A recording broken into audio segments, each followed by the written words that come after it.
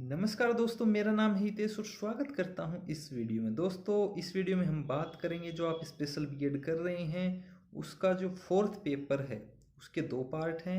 इसमें बात करने वाले हैं फोर्थ बी की। जो आपका पेपर है ये reading and reflecting on text. तो इस पेपर के बारे में हम बात करने वाले हैं। आप सिलेबस खोल लीजिए, उसके साथ साथ हम जो टॉपिक्स हैं उनको रिवाइज करने की कोशिश करेंगे। बाकी इस वीडियो को शेयर कीजिएगा अपने दोस्तों के साथ और अपना बहुमूल्य जो कीमती कमेंट है वीडियो के बारे में वीडियो के अंत में ज़रूर दे के जाइएगा। तो बिना टाइम वेस्ट किए चलिए शुरू करते हैं आज का वीडियो। सबसे पहले दोस्तों, आप अपना जो सिलेबस है वो अपने सामने रख लीजिए ताकि पॉइंट वाइज जो चैप्टर हैं आपका उसके जो पॉइंट है उसको अपन स्टेप बाय स्टेप देखते हुए आगे डिस्कस कर सकें। ठीक है, तो सबसे पहले शुरू करते हैं आज दोस्तों यूनिट सेकंड से। जो आपकी यूनिट सेकंड है reflecting upon writing as a process and product.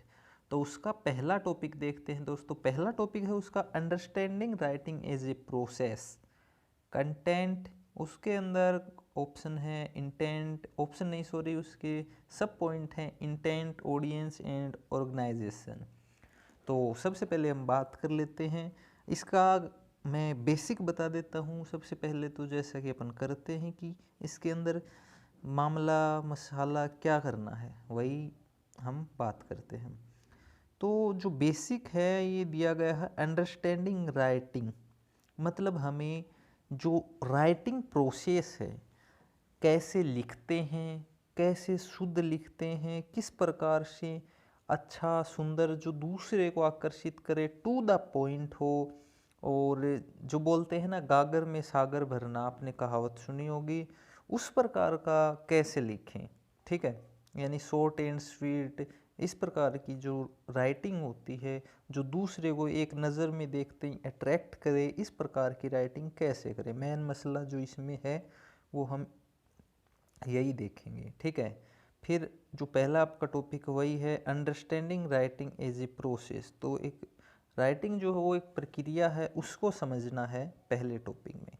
तो जो कंटेंट होता है, कुछ भी लिखते हैं तो उसका एक कंटेंट होता है। जैसे मान लीजिए अपन कोई किसी टॉपिक के बारे में लिखते हैं तो उससे रिलेटेड पहले कंटेंट कलेक्ट करते हैं, उसके बाद उसको हम लिखते हैं। तो इसके जो कंटेंट होता है, हम राइटिंग के कुछ स्टेप्स हैं जैसा कि आप स्क्रीन पे देख पा रहे होंगे दोस्तों। अगर आपको कुछ समझ नहीं आए तो वीडियो को पॉज करके या वीडियो की स्पीड कम करके देख सकते हैं। बाकी अपनी तरफ से अच्छा समझाने की कोशिश रहती है हमेशा। पहला जो पॉइंट है वो है प्री राइटिंग। प्री राइटिंग का मतलब ये होता है कि जब हम लिखना शुरू करते हैं, किसी भी विषय के बारे में कुछ भी लिखना शुरू करते हैं, तो उससे पहले हम क्या क्या चीज़ें ध्यान में रखते हैं, क्या क्या काम करते हैं। ठीक है, तो पहला स्टेप है कोई भी जो टॉपिक होता है वो डिसाइड करते हैं हम किस चीज़ के बारे में लिखते हैं। फिर जो सेकंड स्टेप होता है वो है उस चीज़ के बारे में बहुत अलग अलग जगह से आइडिया इकट्ठे करते हैं हम, उस बारे में ज़्यादा से ज़्यादा सोचते हैं, इंफॉर्मेशन गेन करते हैं। नेक्स्ट है जो इंफॉर्मेशन हम अलग अलग जगह से कलेक्ट करते हैं उसको ऑर्गेनाइज करते हैं।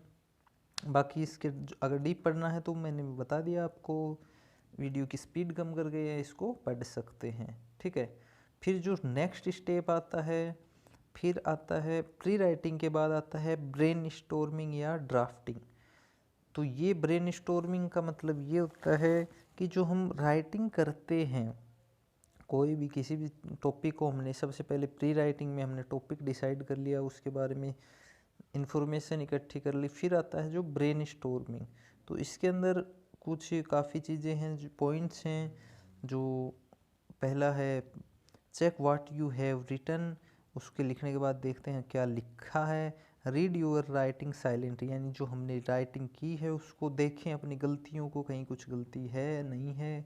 या फिर ऑडियंस जो आपकी है उसकी उसके हिसाब से उसको एक बार पढ़ के देखें। आपने क्योंकि लिखा है आपको गलतियां नज़र नहीं आती, बट उसको एज ए ऑडियंस पढ़ के देखें या किसी दूसरे से भी पढ़वा सकते हैं, ये बाकी बाद में आएंगे ये पॉइंट्स जो मैंने बताए हैं। नेक्स्ट है पीयर रिव्यू, वो इसमें आता है कि हम किसी दूसरे से भी अपने जो कंटेंट है, राइटिंग है, वो पढ़वा सकते हैं या रिव्यू करवा सकते हैं। उसमें क्या आएगा, रिवाइज आइडिया आता है, फिर री राइटिंग आता है, जब रिवाइज कर लेते हैं आइडिया को दोबारा लिखते हैं। फिर आता है प्रूफ रीडिंग, इसमें जो हमने जो भी टॉपिक लिखा है उसको दोबारा पढ़ते हैं, और भी जो कुछ त्रुटि उसमें कुछ एरर हो जाते हैं या फिर कुछ भी गलतियां वगैरह हो जाती हैं या कुछ एडअप करना है तो उसमें कर देते हैं। फिर पब्लिशिंग होती है फाइनल, और हमारा जो राइटिंग है वो फिनिश हो जाता है। कोई भी टॉपिक किसी भी चीज़ के ऊपर अगर हम लिखते हैं वो फिनिश होता है। फिर आती है कि स्ट्रक्चर क्या होता है राइटिंग का, ठीक है। तो स्ट्रक्चर वही होता है जैसा देख रहे हो आप, what show what is next, ये कुछ तो बेसिक चीज़ें हैं, इनके बारे में ज़्यादा इनके चक्कर में आप ज़्यादा ना पढ़ें तो वही बेहतर रहेगा। बाकी इनके बारे में कुछ ज़्यादा पूछेगा नहीं। ऑडियंस आपको पता ही है दोस्तों क्या होती है। आज मैं ज़्यादातर जो नोट्स में आएगा उसी को सीरियल नंबर से आपको बताने की कोशिश करूँगा। जो टॉपिक होगा उसका टॉपिक, जो यूनिट होगी उसको मैं बताने की कोशिश भी करूँगा। तो ऑडियंस, जैसा कि आप जानते हैं ऑडियंस क्या होती है। ऑडियंस मतलब कोई भी जो देखता है आपका कंटेंट, कोई भी, जैसे अभी मैं आपको पढ़ा रहा हूँ वीडियो बना के, तो आप मेरी ऑडियंस हो। जो भी इस वीडियो को देख रहा है आप मेरी ऑडियंस हो। आप इसमें त्रुटि भी निकालोगे, इसके फैक्ट्स वगैरह हैं, फैक्ट चेक भी करोगे। तो कभी जैसा ऑडियंस इसमें लिखा है ये भी बता देता हूँ, ऑडियंस कभी भी तथ्य या घटना का तथ्य नहीं जानती। इसका मतलब ये है कि जो, मान लीजिए अगर आप इस फील्ड से आपने ये चीज़ें नहीं पढ़ी हैं पहले, तो इसके फैक्ट को आप नहीं जानते क्या है क्या नहीं है। मतलब जो मैं आपको बताऊंगा इसके ऊपर आप काफ़ी हद तक बिलीव करोगे, और इसके बाद में इस चीज़ को रीचेक भी करोगे। काफ़ी होते हैं इसमें कमियां भी निकालते हैं, और वो काफ़ी हद तक जो ऑडियंस होता है वो उसका काम होता है एक्चुअल में। तो ऑडियंस के बारे में ज़्यादा बताने की मुझे शायद ज़रूरत नहीं है। फिर मल्टी डायमेंशनल क्या होता है, मल्टी डायमेंशनल का मतलब ये होता है कि जैसे आप सोचते हैं, आप सोचते हैं एक पहलू से सोचते हैं, किसी दूसरे के नज़रिए से सोचते हैं। तो डायमेंशन का मतलब ये होता है, जैसे आपको मैं अगर चार्ट की जैसे दिखाऊं, पहले हम 2 डायमेंशनल चीज़ें देखते थे, फिर 3D आ गया, 4D, अब 7D 8D 10D तक आ रहा है। तो वो होता है मल्टी डायमेंशनल। अगर राइटिंग के पर्पज़ में बात करें हम, तो मल्टी डायमेंशनल का मतलब ये है कोई भी जो कंटेंट है उसको अलग अलग तरीके से देखना, उसका रिव्यू करना। ठीक है दोस्तों, नेक्स्ट पेज पे चलते हैं दोस्तों। नेक्स्ट है लिखते टाइम कौन कौन सी बातें जो हैं वो ध्यान में रखनी चाहिए। सबसे पहले जागरूकता का होना चाहिए, यानी लिखने से पहले ऑडियंस जो भी लिख रहा है उसके बारे में फुल अवेयर होना चाहिए कि मैं क्या लिख रहा हूँ, मेरे इसके अंदर क्या लिखना है।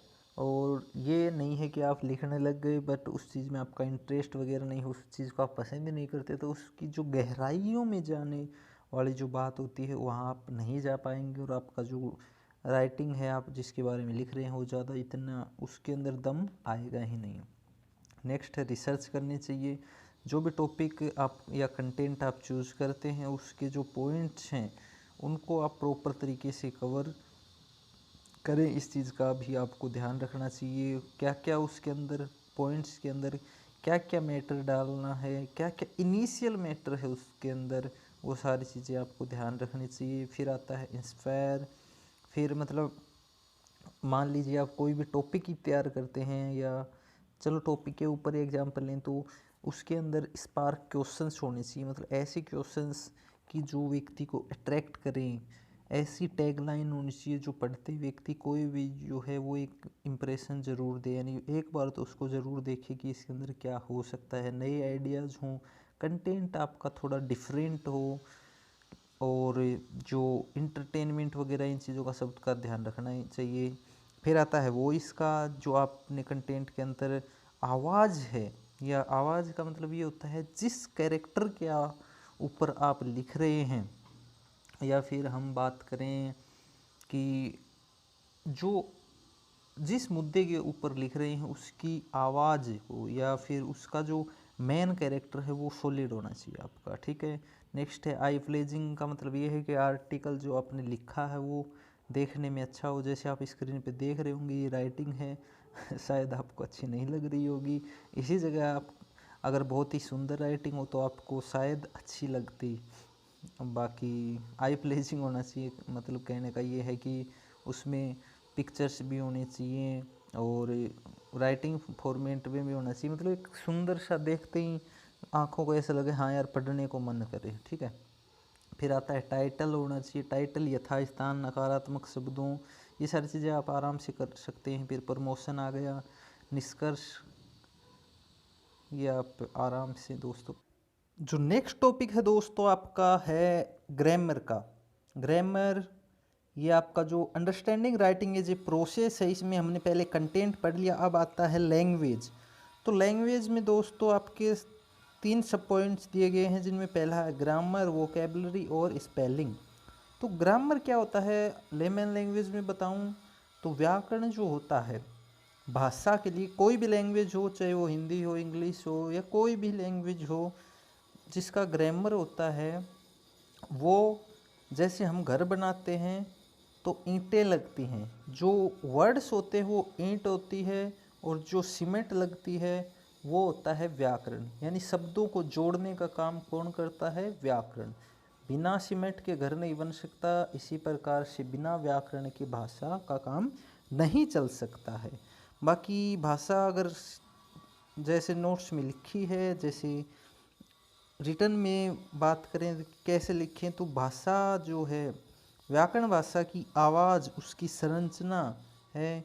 ग्रामर जो होती है वो किसी भी भाषा के लिए उसकी आवाज़ का काम करती है, उसकी जगह बोलती है, उसका मतलब कुछ भी हो। ठीक है। मान लीजिए हिंदी भाषा है, उसमें अगर हम ग्रामर हटा लेते हैं, ग्रामर की जो उपसर्ग, प्रत्यय, संधि, ये सारे पॉइंट्स हटा लेते हैं तो उसमें क्या ही बचेगा, आप समझ सकते हैं। बाकी ग्रामर से ही हम त्रुटियों को पता कर सकते हैं कि क्या त्रुटि है।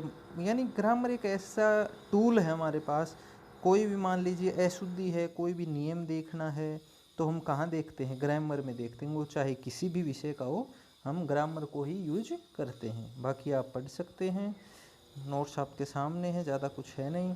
नेक्स्ट आता है वोकेबलरी। वोकेबलरी का आपको पता है शब्दकोश जो होता है, अपनी भाषा जो अपना कम्युनिकेशन लेवल है वो बढ़ाने के लिए, अपनी नॉलेज को बढ़ाने के लिए, अपनी बोलने की क्षमता या राइटिंग स्किल्स को बढ़ाने के लिए आपको सबसे ज़्यादा ज़रूरी है कि आपके पास शब्द हों।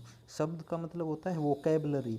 काफ़ी बार सुना होगा आपने कि उपयुक्त शब्दों के चुनाव के कारण कोई भी जो टॉपिक होता है या कोई भी भाषण होता है वो बहुत ज़्यादा प्रभावी या फिर बेकार हो सकता है। बस शब्दों का खेल होता है, जो शब्द होते हैं, वोकैबुलरी आप कैसे चूज करते हैं उसके ऊपर डिपेंड करता है।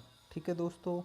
फिर बात करते हैं अपन वोकैबुलरी के अंतर्गत ही ये जो बाकी ये लिखा गया है, सुनना, बोलना, ये सब क्या आता है ये आपको पता ही है, इसका ज़्यादा वो है नहीं।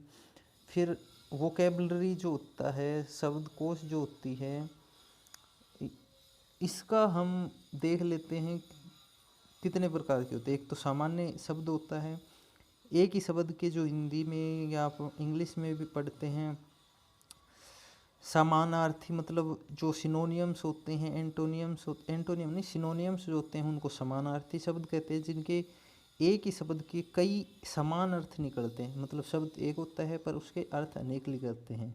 तीसरा है हमें लेखन में एक ही शब्द को विभिन्न अभिव्यक्तियों द्वारा कहाँ पर प्रयोग करना है। ठीक है। काफ़ी ऐसे भी शब्द होते हैं जिनका अलग अलग जगह पे अलग अलग प्रयोग होता है। आपको पता होगा कि डेवलपमेंट के साथ साथ व्यक्ति में भी शब्द का भंडारण होता जाता है। नेक्स्ट आपका टॉपिक है दोस्तों understanding writing as a process. अब तक हम कर चुके हैं कंटेंट, लैंग्वेज, अभी आता है सरफेस मैकेनिज्म। उसके अंदर सब पॉइंट्स हैं hand writing, neatness, alignment and spacing. तो सबसे पहले बात करेंगे हैंड राइटिंग। हैंड राइटिंग का एक इतिहास है, जैसे इसमें लिखा गया है, लेखन कौशलों को बहुत सीखना महत्वपूर्ण, हमारी पढ़ने लिखने की कुशलता इससे विकसित होती है। मतलब राइटिंग का आप समझ सकते हो कि हैंड राइटिंग क्या होती है, ठीक है।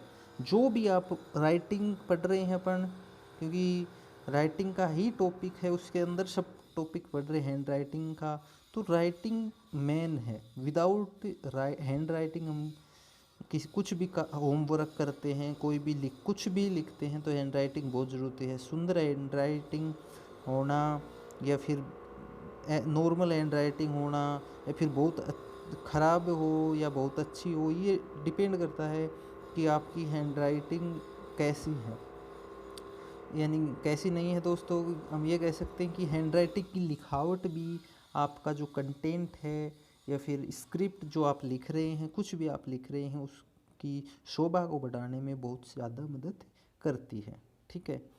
फिर हैंड राइटिंग के बेनिफिट्स क्या हैं, ये है कि जो रिटन डॉक्यूमेंट होता है दोस्तों, उसके बेनिफिट्स तो यही होते हैं कि जो मस्तिष्क में होता है उसको हम लिख सकते हैं लंबे टाइम तक। जो लिखा हुआ वो कभी नहीं मिटता, और उसको एक एज ए डॉक्यूमेंट हम तैयार करके रख सकते हैं, कभी भी उसको पढ़ सकते हैं, काम में ले सकते हैं। नीटनेस होता है सफाई, जैसे हम कुछ लिखते हैं तो गलतियां करते हैं, काट देते हैं। एक ऐसा मान लीजिए कोई पैराग्राफ है, इसमें 10 गलतियां हैं, तो आप उसको देखकर थोड़ा ज़्यादा खुश नहीं होंगे, बल्कि उसको देखकर ज़्यादा खुश होंगे एक पैराग्राफ जिसमें कोई भी काट पाट, कोई भी गलती ना हो। तो ये भी नीटनेस होती है, सफाई। बाकी आप अगर पढ़ना चाहें तो पढ़ सकते हैं अच्छे से। स्पेसिंग का मतलब ये होता है दोस्तों, जो आप लिखते हैं, ठीक है, दो शब्दों के बीच में जो आप गैप देते हैं, मान लीजिए कोई पैराग्राफ है, उसमें शब्दों के बीच का जो गैप है वो सभी शब्दों के बीच के गैप इक्वल हैं, तो वो ज़्यादा सही लगेगा। जैसे मैंने यहाँ लिख रखा है नीचे लास्ट लाइन में, अगर आप देख पा रहे होंगे ग्राफिकल वर्क लिखा है, तो इसके जो ये शब्द लिखे हैं इनके आगे पीछे जो स्पेसिंग है वो बराबर नहीं है, ठीक है। तो कहीं ना कहीं ये देखने में थोड़ा अलग से शो होता है। अगर यहीं ऊपर वाली जो लाइन है इसमें लगभग स्पेसिंग सही है, तो ये अगर देखें तो देखने में थोड़ा सुंदर लगता है। फिर आता है हमारा अलाइनमेंट। अलाइनमेंट 4 प्रकार के होते हैं, left alignment, right, centre, justified alignment. तो लेफ़्ट अलाइनमेंट जैसे आपकी जो कॉपी होती है उसमें पेज होता है, आपने देखा होगा लेफ़्ट साइड में एक मार्जिन छोड़ रखा होता है, एक ऊपर मार्जिन छोड़ रखा होता है, तो यही होते हैं। अगर आप कोई पैराग्राफ लिखते हैं तो ऊपर की जगह तो आपको पता ही है रहती है, और जो लेफ़्ट का मार्जिन छोड़ रखा होता है वो अलाइनमेंट होता है। अलाइनमेंट का बेसिक मतलब ये होता है कि कितना सिद्ध है, बराबर, कितनी बराबर में लिख रखा है।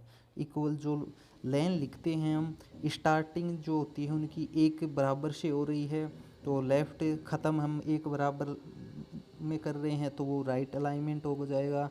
जो शब्द लिखे हैं, मान लीजिए पैराग्राफ लिख रहे हैं, पेज में मान लीजिए हमने ऊपर से शुरू करा, लिखते लिखते कई बार ऐसा होता है ना, लिखते लिखते नीचे तक टेढ़ा होता मतलब तिरछे लिखते चले जाते हैं, तो वहाँ अलाइनमेंट की दिक्कत आती है। ठीक है दोस्तों, समझ गए होंगे आप। नेक्स्ट जो टॉपिक हम करने वाले हैं वो है यूनिट सेकंड का 4th topic, practising self editing and peer editing of sample text. तो अभी सेल्फ एडिटिंग और पीयर एडिटिंग की बात कर लेते हैं। एडिटिंग का मतलब तो आप सिंपल भाषा में भी फ़ोटो एडिट करते हैं, कुछ भी एडिट मतलब उसमें बदलाव, चेंज करते हैं, तो उसको कहते हैं एडिट। एडिटिंग के टाइम बहुत सारी बातें ध्यान रखनी चाहिए, मतलब एडिट कर रहे हैं तो कुछ बेहतर करने के लिए करते हैं। मान लीजिए कुछ अगर उसमें गलती है, शब्द ऊपर नीचे हैं, या कोई कन्फ्यूजिंग सेंटेंस लिखा है जो ऑडियंस के समझ में नहीं आए, या फिर कोई भी अगर गलती होती है तो उसको बेहतर बनाने की कोशिश करते हैं। एडिटिंग करते टाइम लाइन टू लाइन देखते हैं, कोई अगर कोई गलती है व्याकरण संबंधी हो सकती है, या किसी प्रकार की गलती है, स्पेलिंग मिस्टेक भी हो सकती है। पीयर एडिटिंग का मतलब ये होता है, पीयर का मतलब ये होता है जो आपका ग्रुप है, आपका जो साथी है, उसको अगर आप चेक करने के लिए देते हैं, यानी मान लीजिए 2 व्यक्ति हैं, एक की कमांड जाता है किसी भी टॉपिक या विषय पे, तो उसमें हम पीयर एडिटिंग करवाते हैं। ठीक है दोस्तों, नेक्स्ट बात करेंगे पठन कौशल की। जो पठन कौशल है, रीडिंग स्किल है, ये आपका फर्स्ट यूनिट का टॉपिक है। फर्स्ट यूनिट का जो रिफ्लेक्शन ऑन रीडिंग कॉम्प्रिहेंशन है, इसमें ये टॉपिक है developing good reading skills and habits in primary level students, activities and strategies. तो दोस्तों बहुत ही आसान टॉपिक है कि जो रीडिंग स्किल्स हैं वो बच्चों में कैसे डेवलप करें। इसका हम, क्योंकि हम स्पेशल एजुकेटर बनने वाले हैं, तो स्पेशल फील्ड से रिलेट करते हुए इसको समझने की कोशिश करेंगे। तो सबसे पहले जो पठन कौशल है वो आपको पता है, तो इसके बारे में बिल्कुल भी नहीं बताता हूँ मैं। फिर पठन कौशल के स्तर होते हैं, वो 3 होते हैं: प्रिपरेटरी स्तर, प्रोडक्टिव और इमेजिनेटिव। यानी जो स्टार्टिंग का पहला जो स्टेज होती है वो प्राइमरी लेवल का होता है। सेकंड जो प्रोडक्टिव स्तर का होता है, इसमें जब स्तर बच्चों के अंदर पढ़ने की अच्छी आदतें आ जाती हैं तब इस स्टेज पे पहुंचते हैं। और इमेजिनेशन और रियलाइजेशन का जो स्तर है, इसमें जब हम कुछ पॉइंट को पढ़ के कुछ भी उसके बारे में सोचना शुरू कर देते हैं, उस स्टेज पे हम रियलाइजेशन एंड इमेजिनेशन की स्टेज को कवर करते हैं। नेक्स्ट बात कर लेते हैं पठन कौशल जो होता है, रीडिंग जो स्किल होती है, उसके टाइप्स क्या क्या होते हैं। तो जैसा कि आप लोगों को पता होगा, लाउड रीडिंग होता है, साइलेंट, इंटेंस यानी गहनता से पढ़ाई करना, एक्सटेंसिव, सप्लीमेंट्री, लाइब्रेरी रीडिंग, ये काफ़ी सारे इसके प्रकार हैं। सबसे पहले बात करें लाउड रीडिंग की, तो इसके कुछ हैं कि क्या लाभ होंगे, क्या हानि होंगी, क्या इसके फ़ायदे होंगे, किस प्रकार से ये की जाती है, तो ये सब कुछ इसमें दिया है। इसी प्रकार साइलेंट रीडिंग के भी क्या फ़ायदे हैं, क्या नुकसान हैं। इंटेंस रीडिंग का भी थोड़ा डिस्क्रिप्शन आपको मिलेगा, क्या प्रोसीजर होता है। एक्सटेंसिव रीडिंग का भी सेम रहने वाला है, क्या रहता है, किस प्रकार से की जाती है। तो आप वीडियो पॉज करके पढ़ सकते हैं, ज़्यादा कुछ बड़ा है नहीं इसके अंदर। ठीक है, बाकी आपको बेसिक, क्योंकि आपको पता है, मुझे पता है, ये सब जगह आता है। पठन कौशल जो रीडिंग स्किल है वो नॉर्मल टॉपिक है। अब बात करते हैं दोस्तों मेटाकॉग्निशन की। ठीक है, ये जो मेटाकॉग्निशन है ये भी आपका फर्स्ट यूनिट का ही टॉपिक है, मेटाकॉग्निशन। तो इसको भी अपन कर लेते हैं कवर। तो सबसे पहले मेटाकॉग्निशन है ये, इसके ऊपर अगर आपका डिस्क्रिप्टिव पेपर होता तो क्वेश्चन आने के चांसेस बहुत ज़्यादा बन जाते हैं मेटाकॉग्निशन के ऊपर। तो मेटाकॉग्निशन बेसिकली है क्या?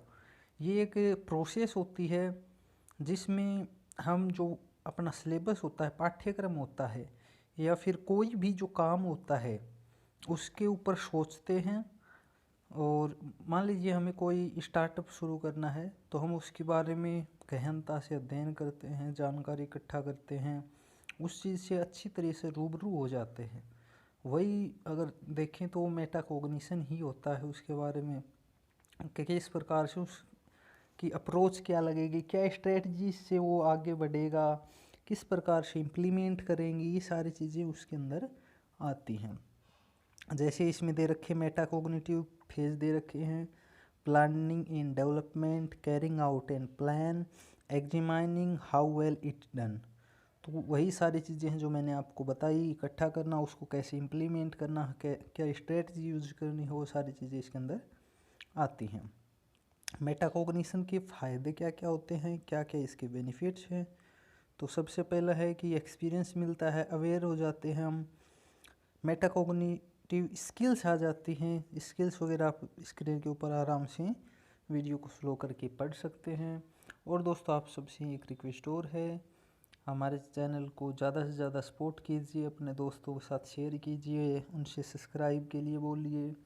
आप भी अगर नए हैं तो चैनल को ज़रूर सब्सक्राइब कर लें, ताकि इसी तरह की वीडियोज़ आप आगे भी देखते रहें। नेक्स्ट है मेटाकॉग्निटिव एक्टिविटी कौन कौन सी होती हैं। तो identify what they already know. तो इसके अंदर मतलब स्टार्टिंग से लेकर स्टार्टिंग से लेकर एंड इवेलुएशन जब होता है, इवेलुएशन सभी में इवेलुएशन का यूज़ नहीं करते। अगर अपन करिकुलम में बात करते हैं तो इवेलुएशन कर लेते हैं। इसी प्रकार किसी भी फील्ड में इवेलुएशन होता है, बट उसको नाम अलग अलग दे दिए जाते हैं। जो लास्ट में जो फाइनल रिजल्ट होता है, वहाँ तक जो सभी एक्टिविटी होती हैं वो सब इसके अंदर काउंटिंग होती हैं। अब बात करते हैं मेटाकॉग्निशन की, डायग्राम के अनुसार समझते हैं। जो मेटाकॉग्निशन है उसको कहते क्या हैं, इंटेंशनल जो थिंकिंग होती है, यानी what you learn and think, इसको बेसिकली कहते हैं मेटाकॉग्निशन। तो इसकी पहली जो स्टेप होती है वो होती है what are the steps that I need to follow here. ठीक है, तो इसमें ये जो 4 पॉइंट आपको दिए गए हैं, इनके थ्रू आप मेटाकॉग्निशन को एक रो रूप में या समझ सकते हो पॉइंट्स से कि पहली जो स्टेज होती है वो क्या होती है। सेकंड स्टेज होती है what do I already know about this topic, ठीक है, क्या पता है। थर्ड होती है where did I stuck when trying to solve this problem, मतलब एक पॉइंट होता है कि जब मान लीजिए हमारे सामने कोई प्रॉब्लम है, वहाँ धीरे धीरे उसकी तैयारी करते टाइम या उसको प्रिपेयर करते टाइम एक ऐसा मोड आता है कि हम फंस जाते हैं। तो कौन सा ऐसा पॉइंट होना चाहिए, इसके बाद मुझे रुकना ही चाहिए, ये सब चीज़ों की नॉलेज होनी चाहिए। फोर्थ है what is the assignment asking me to do, मतलब मुझसे करने को क्या कहा जा रहा है ये भी पता होना चाहिए। मान लीजिए हम पता नहीं, हम कुछ और ही कर रहे हैं तो वो भी चीज़ गलत है। अब बात आती है how to improve metacognition, metacognition को कैसे इम्प्रूव करें। पहले, ड्यूरिंग और आफ्टर की बात की है, तो ये आप ज़्यादा कुछ है नहीं, इनको पढ़ सकते हैं। नेक्स्ट स्ट्रेटजीज क्या हैं इम्प्रूव करने की, ये टीचर के लिए हैं। Teach students how their brain are wired from growth, give students practice, provide opportunities, use a wrapper to increase student monitoring skill.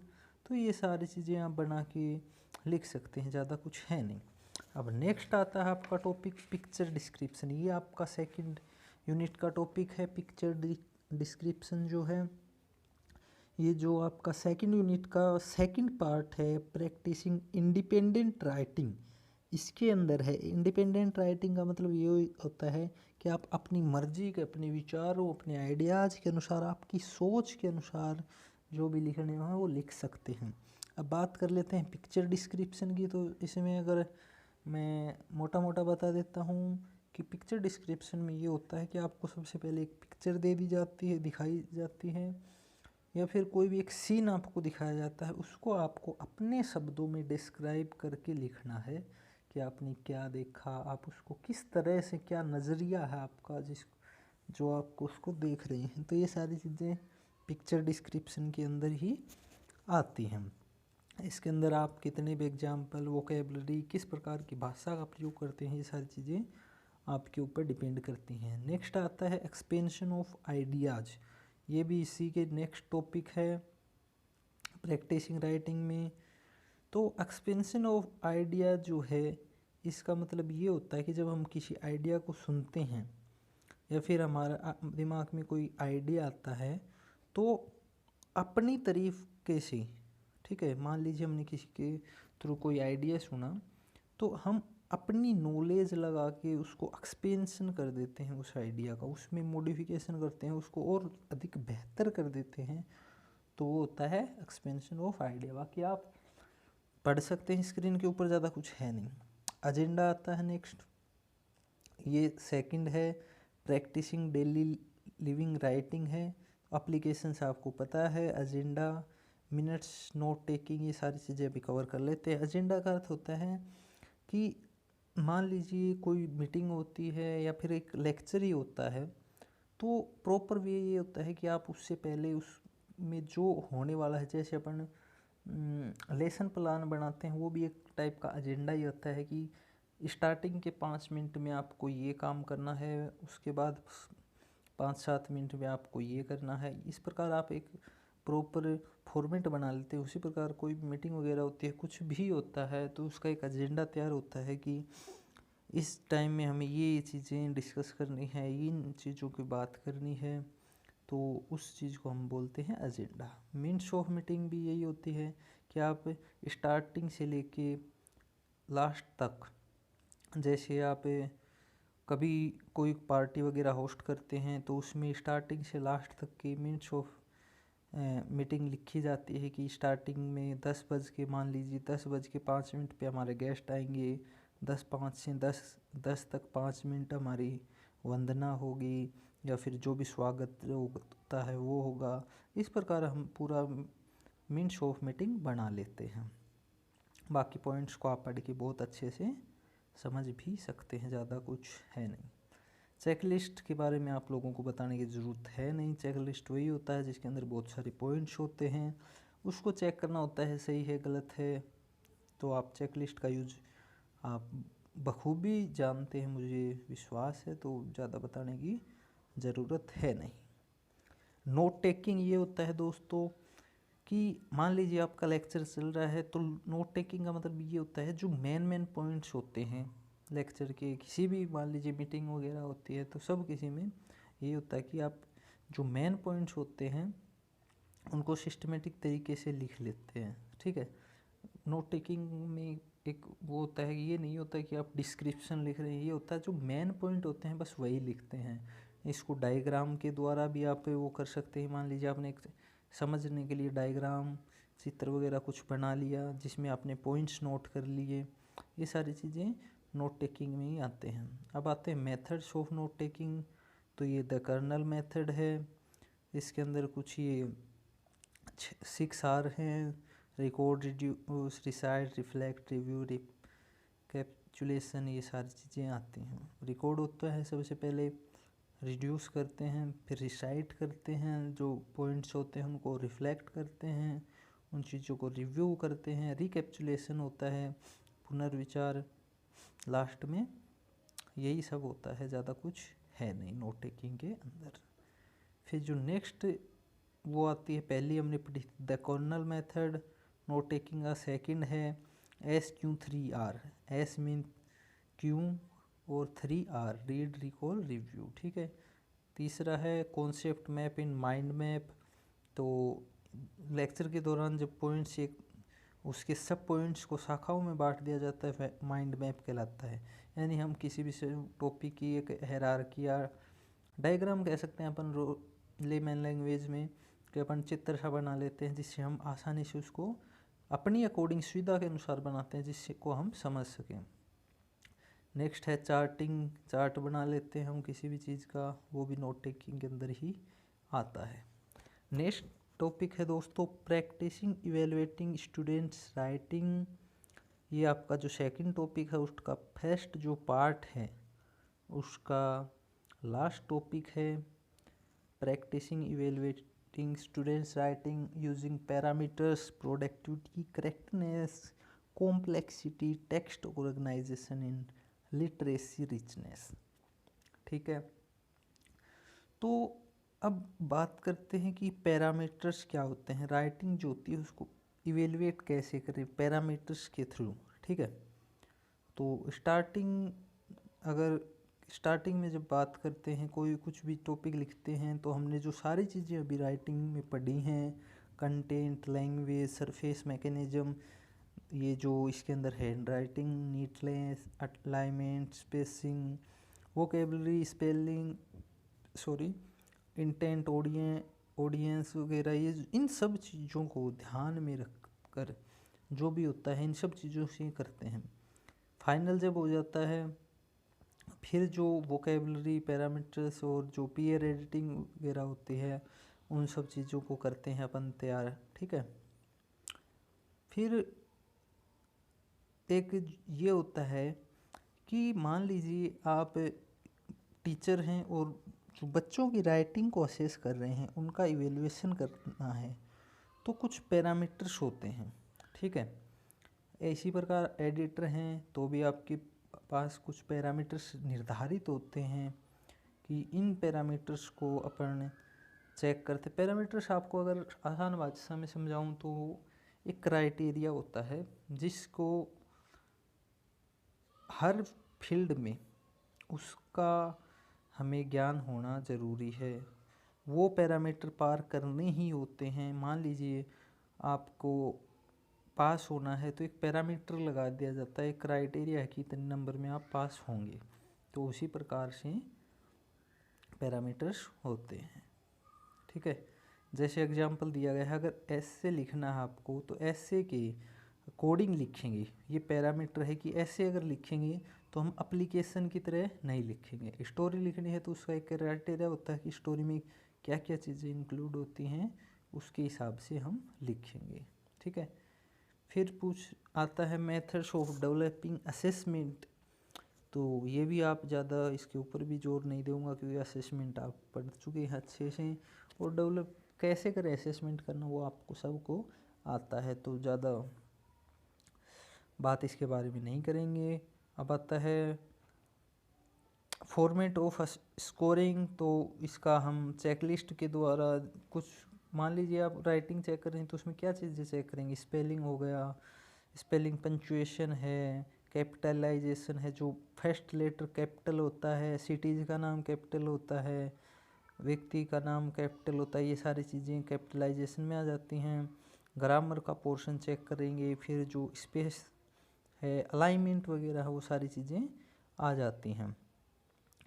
फिर जो आइडिया वगैरह, जो बेसिक आइडिया है उसके बारे में, जो टाइटल है उसके बारे में, जो राइटिंग की गई है, जो लिखा गया है उसमें है मटेरियल कंटेंट वगैरह है, उसके अकॉर्डिंग वोकैबुलरी यूज हुई है नहीं, ये सारी चीज़ें उसके अंदर ध्यान रखते हैं। फिर बात करते हैं, इसमें टीचर ध्यान देता है कि बच्चे इन सब पर प्रॉपर ध्यान दिया है कि नहीं। Correctness, text organisation, productivity, literacy, richness, ये जो हमने पहले टॉपिक कवर किए थे ये सब राइटिंग के अंदर आते हैं। इन सब चीज़ों का अगर देख रहे हो तो इन सब चीज़ों को देखना पड़ेगा, ये सारी चीज़ें इंक्लूड हैं कि नहीं है, तभी अच्छा असेसमेंट या बोल सकते हैं इवेल्युएशन हो पाएगा। तो इसका जो ये टॉपिक है ये भी फिनिश हो गया। अभी आपके जो दोस्तों टॉपिक बचते हैं इसको हम कवर कर लेते हैं एक बार जल्दी जल्दी। हमने जो लास्ट सेकंड यूनिट में जो सेकंड पोर्शन है इसमें means of note taking, checklist वगैरह कर लिया है। फिर आता है practising converting written information into graphical representation. तो दोस्तों अगर आप इसको गूगल करते हैं तो आसानी से समझ जाओगे, बाकी वर्बली मैं आपको बता देता हूँ। इसमें ये है कि जो भी हमारे पास डाटा होते हैं उनको हम ग्राफ के फॉर्म में अगर रिप्रेजेंट करते हैं तो जल्दी आसानी से समझ में आ जाता है। जैसे मान लीजिए कोई कंट्री है जहाँ पे 60% लोग एक, मान लीजिए रेड कपड़े पहनते हैं, एक सिंपल सा एग्जांपल लेते हैं, 60% लोग जो हैं वो हमेशा रेड कपड़े पहनते हैं, 25% ब्लू कपड़े पहनते हैं, जो बाकी 15% बचे वो पहनते हैं येलो कपड़े पहनते हैं। तो अपन मान लीजिए अपन एक सर्कल बनाते हैं, उसके अंदर ड्रॉ कर देते हैं कि जो 60% एरिया है वो रेड है, 25 ब्लू है और जो बाकी का बचा वो येलो है। तो इस प्रकार से कोई भी अगर देखता है तो उसके समझ में आ जाता है कि इतना जो एरिया है ये रेड है। इसको डाटा दिखाने की, इतना करने की कुछ भी ज़रूरत नहीं पड़ती। बाकी काफ़ी सारे रूप में हम ग्राफिकल रिप्रेजेंटेशन कर सकते हैं। जैसे हम कहीं किसी कंपनी वगैरह की या किसी ऑर्गेनाइजेशन की प्रोग्रेस वगैरह, किसी चीज़ की रेट वगैरह दिखाएं तो भी हम ग्राफ में दिखा सकते हैं कि कितने, जो शेयर मार्केट होता है उसमें भी ग्राफ वगैरह चलते रहते हैं, आपने ज़रूर देखे होंगे। नेक्स्ट आता है आपका प्रैक्टिसिंग फिलिंग अप सर्वे फॉर्म, फीडबैक, रिस्पॉन्स, चेकलिस्ट। तो दोस्तों चेकलिस्ट आपको बिल्कुल भरनी आती है, उसमें कुछ नहीं करना होता, पॉइंट दिया होता है, पढ़ना है, हाँ ना सही गलत लगाना होता है बस। फीडबैक रिस्पॉन्स जो फॉर्म होते हैं आपने बिल्कुल हर जगह, आजकल तो ऑनलाइन जो ऐप वगैरह होती हैं उनमें भी फीडबैक आता है। कहीं कहीं आप जाते हैं होटल वगैरह में, रेस्टोरेंट वगैरह में, उनमें भी होता है फीडबैक। फीडबैक का मतलब ये होता है कि उसके अंदर कुछ पॉइंट्स होते हैं, उनका आपको आंसर देना होता है, उनकी सर्विस कैसी थी, हाँ ना, या फिर ये हो सकता है उसमें आपको रेटिंग देनी हो, 5 में से इतनी रेटिंग, या फिर नंबरिंग में स्कोर करना हो कि भाई 5 में से 4 नंबर। इस प्रकार होता है फीडबैक रिस्पॉन्स। सर्वे फॉर्म वगैरह होते हैं, उनमें भी यही होता है, आपको एक स्पेसिफिक फॉर्मेट दे दिया जाता है कि मान लीजिए जो जनगणना वाले होते हैं वो एक सर्वे करते हैं कि अशिक्षित कितने हैं, शिक्षित कितने हैं, 12th पास कितने हैं, ग्रेजुएट कितने हैं, तो उनमें होते हैं और वो टिक लगाते जाते हैं। नेक्स्ट टॉपिक की बात करें, नेक्स्ट टॉपिक है reflection on the course, the theory to practice to initiating process to improve self. Simple सी बात है, ज़्यादा कुछ है नहीं, इंग्लिश में दे रखा लंबा चौड़ा इसलिए बड़ा लग रहा है। बात ये है कि जो प्रैक्टिस करते हैं थ्योरी की, राइटिंग की, आपको अगर याद हो तो बचपन में सुरती लेख वगैरह ऐसा कुछ लिखाया जाता, सुरती लेख, सुलेख वगैरह, तो उससे क्या होता था कि जो हैंड राइटिंग है वो बहुत ही बेहतरीन हो जाती थी प्रैक्टिस से। तो वही बात इसमें है कि जो पैराग्राफ वगैरह या जो थ्योरी है उसको लिखने से हैंड राइटिंग में इम्प्रूवमेंट आता है, उसमें डेवलपमेंट होता है, ज़्यादा कुछ है नहीं। इस प्रकार आपकी जो सेकंड यूनिट है दोस्तों वो ख़त्म हो जाती है। अब अपन चलते हैं फर्स्ट यूनिट की तरफ। फर्स्ट यूनिट में दोस्तों सबसे पहला जो टॉपिक है literacy and current university graduates status and concern. कुछ भी नहीं करना, सीधा गूगल में आपको डालना है literacy and current university graduates का क्या प्रतिशत है। जैसे आप ये निकालते हो कि आपके स्टेट का, अपने इंडिया का वो क्या बोलते हैं उसको, ग्रेजुएट कितने हैं, या मतलब एक बोलते हैं, हाँ, साक्षरता दर कितनी है, कितने रेशियो है, स्त्री और पुरुष का रेशियो क्या है। उसी प्रकार आप सीधा गूगल करेंगे तो आपको एक रेशियो पता चल जाएगा, डाटा पता चल जाएगा, ज़्यादा कुछ भी नहीं है इसमें। नेक्स्ट है role of literacy in education, career and social life. तो इस चीज़ को भी आप अच्छे से कर सकते हैं कि लिटरेसी का शिक्षा में, कैरियर बनाने में और सोशल लाइफ के अंदर क्या रोल है। फिर आता है लिटरेसी थिंकिंग सेल्फ इस्टीम। तो ये चीज़ें आप दूसरे पेपर्स में पढ़ चुके हैं, थिंकिंग क्या होती है, लिटरेसी क्या होती है, सेल्फ इस्टीम क्या होता है, तो इनके बारे में भी मैं ये समझता हूँ कि आपको पता होगा, तो इनके बारे में ज़्यादा हम चर्चा नहीं करेंगे। नेक्स्ट है literacy of second language English, need and strategy. तो नीड तो आपको दोस्तों इसकी पता ही है कि सेकंड लैंग्वेज जो हम इंग्लिश यूज़ करते हैं उसकी आजकल कितनी नीड है, ठीक है। स्ट्रेटजी ये हो सकती है, अगर आप दोस्तों इसको गूगल करेंगे तो आ जाएगा। स्ट्रेटजीज में ज़्यादा कुछ नहीं है कि कैसे इसको जो सेकंड लैंग्वेज है उसको कैसे प्रमोट किया जाए, कैसे पढ़ा जाए, इसकी स्ट्रेटजी करनी है, ज़्यादा कुछ नहीं है। बाकी बेसिक ब्रेल लिटरेसी, तो इसमें आपको ये करना है कि सबसे पहले ब्रेल लिपि होती क्या है, जो ब्लाइंड व्यक्ति होते हैं उनके लिए होती है, और कैसे कैसे ब्रेल लिपि कहाँ कहाँ यूज की जाती है, किस प्रकार से सहायक होती है, क्योंकि जो करेंसी वगैरह होती है सब किसी में ब्रेल लिपि का यूज किया जाता है। नेक्स्ट है फर्स्ट यूनिट का सेकंड पोर्शन है रिफ्लेक्शंस ऑन रीडिंग कॉम्प्रीहेंशन। जो रीडिंग कॉम्प्रीहेंशन का पार्ट होता है उसके ऊपर इसमें हमें चर्चा करनी है। तो मेटाकॉग्निशन के बारे में हम पूरी तरीके से चर्चा कर चुके हैं, जो रीडिंग स्किल है इसके बारे में भी हम चर्चा कर चुके हैं, और रीडिंग स्किल को जो स्पेशल बच्चे हैं हमारे, इनमें कैसे डेवलप किया जाए वो आपको पता ही है कि जो प्रिंसिपल्स होते हैं किसी भी चीज़ को नई सिखाने के, जो आपने प्रिंसिपल पढ़े हैं, simple to complex, known to unknown, ये सारी चीज़ें हम बेसिक में लेकर चलते हैं, तो इसको भी आप आसानी से कर सकते हैं। नेक्स्ट है दोस्तों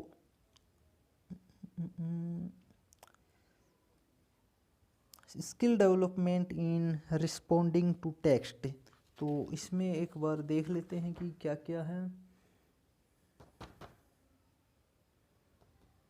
हाँ, इसके अंदर ज़्यादा कुछ है नहीं, पूरे टॉपिक का ही एक साथ आपको सार बता देता हूँ। जो आपकी डिस्क्रिप्शन वगैरह आपको पता ही होता है कि डिस्क्रिप्शन बॉक्स में क्या लिखते हैं, नरेशन वगैरह क्या होते हैं, आर्टिकल एडवर्टाइजमेंट वगैरह क्या होते हैं, रिज्यूम वगैरह, ये सब आपको पता ही है क्योंकि ये टॉपिक ही ऐसे हैं, इनके बारे में क्या ही डिस्कस करें। समरी क्या होती है, इन चीज़ों को डिस्कस करने का ज़्यादा कुछ मतलब बनता नहीं है। तो मैं उम्मीद करता हूँ आपको जो भी आप मेरी तरफ से मैंने आपको सेकंड यूनिट कंप्लीट करवा दी है और फर्स्ट यूनिट के लगभग टॉपिक जो हैं वो कवर कराने की कोशिश की है।